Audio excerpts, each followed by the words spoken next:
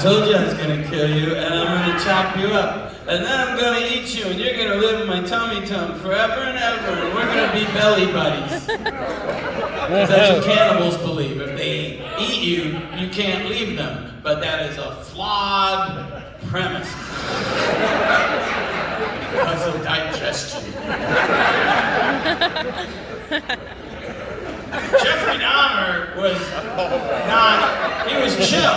He was like, does this rag smell funny to you? Thanks for bringing him home, officer. You know how naked Asian boys are. Milwaukee police. All right, so, by the way, Jeffrey Dahmer had 2 series on Netflix this year. I can't get a special. Whose dick you gotta chew? That's just lazy writing, ladies and gentlemen. That's just lazy. All right. Now here's the part of the story where I kind of lose people. The other people on this flight was a good portion of the United States Special Olympics team. That's who was on the flight. I can't change it so I'm more comfortable. It was 35 men and women in red, white, and blue running suits with medallions. So if it wasn't the Special Olympics team, it was a really big hip-hop group with Down syndrome.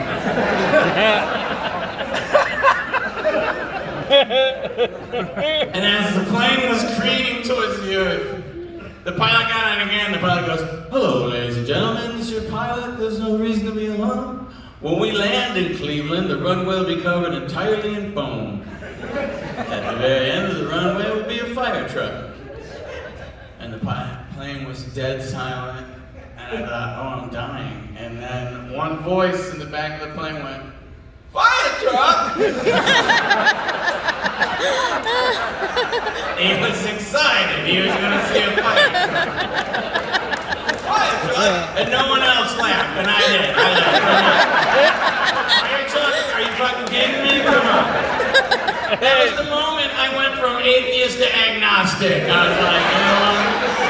That might be a guy, because I just heard fire truck. Now, I know some of you work with special needs people, or you may have them in your family, but if you don't think they say or do anything funny, you're denying that they're human beings, because that's the funniest fucking thing I've ever heard another human being say. There's an amendment to this story. I did a pilot for my friend Bridget. I keep talking about her, but my friend Bridget, and the premise was she worked in an assisted living home with folks that did have Down syndrome. So that meant 9 of our cast members had Down syndrome.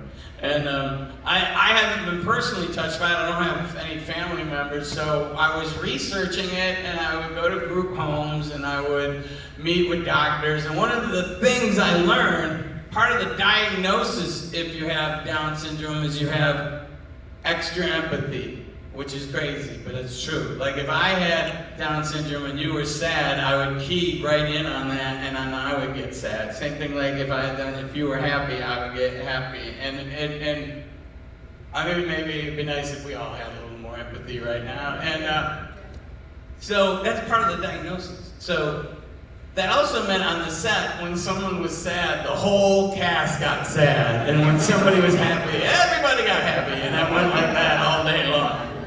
And I'm at lunch, and I don't want to say anything that's going to set anyone off. And I go, well, this is safe. I go, I have 4 cats. Do you guys have any pets? And this guy next to me, he goes, I have a dog. I go, oh, what's your dog's name? And he goes, my dog died. Yeah, and the whole table's like, why did I bring this up? And then this other guy across the table goes, I had 3 dogs, and they're all dead. This is terrible, Bobcat. Why did you bring this up? And this one guy, Joshua, who I really love, got up, and Joshua, he cradled that guy's face that said, this is terrible, Bobcat. He cradled his face in his hands, and he goes, Kevin, don't worry, everything is okay. And then Kevin said, don't ever touch me again. I only want girls to touch me. Are you guys